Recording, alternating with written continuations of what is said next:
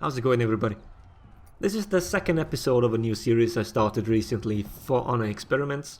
I'm basically trying a different approach to teach people something. Instead of just explaining why things are the way they are, I'm using a concrete example and show how I came to the eventual conclusion. Today's episode will be about the highest possible damage that can be done with one single attack. Similar to last week's episode, we have three possible avenues to tackle the problem. First, we're picking the highest base damage of any attack. We have three attacks that do 50 damage without any modifiers.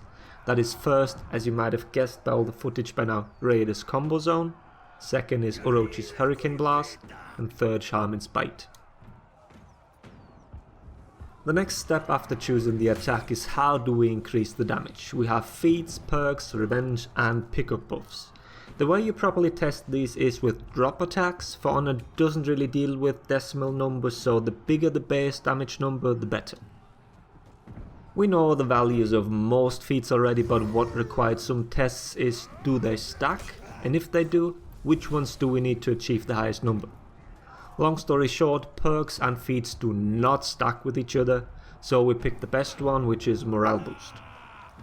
What this feat does stack with is both revenge and the pickup buff. In Breach the pickup buff is 36%, so it's 6% more than revenge. The deathmatch pickup buff is 55%, but you'll see in a second why we're sticking with the Breach game mode.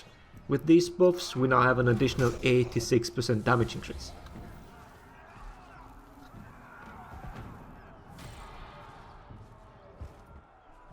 Next and last option we have is to reduce our opponent's defense. Once again we're looking at drop attacks to first find the percentages and then check whether they stack. No surprise here, they do not stack. My hope was that come at me and another applied debuff would stack, but it doesn't matter whether it's self-inflicted or from an opponent. So once again we have just one debuff. Fear itself is the highest with 50%. Now for something that came as a surprise, we do know that sitting on a ballista doubles the damage you take. But if you look at Omas's health bar, he has no debuff symbol on it.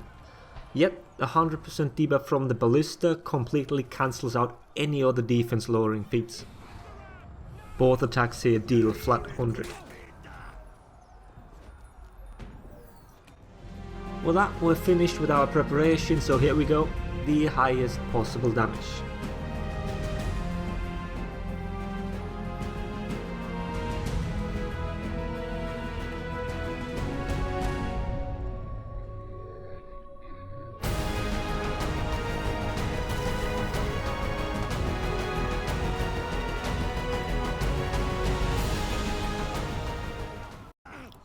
With 186, it's actually quite sobering in my opinion. I had hoped for more stacking. This won't even one-shot every character in the game.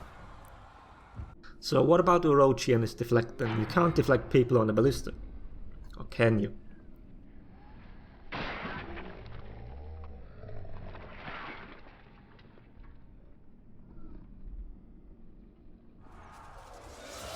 Well, and just to satisfy my need for big numbers, here's the drop attack as well.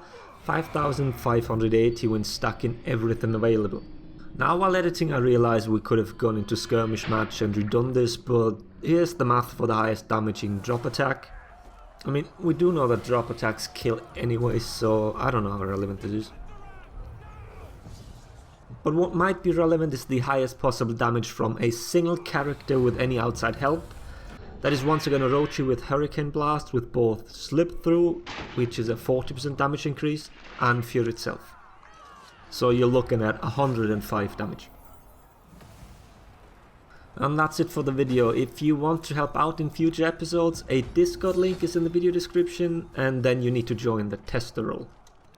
I'm also open to suggestions for this series, so don't hesitate to share your ideas. Like I mentioned in the beginning, the purpose of all this is to still teach people something. The number we get in the end is not really that important. What's important is that people learn how we got there. So don't blindly stack feats and perks and all that. It rarely works as you might think. So I do hope you learned something. Thanks for watching. Laters everybody.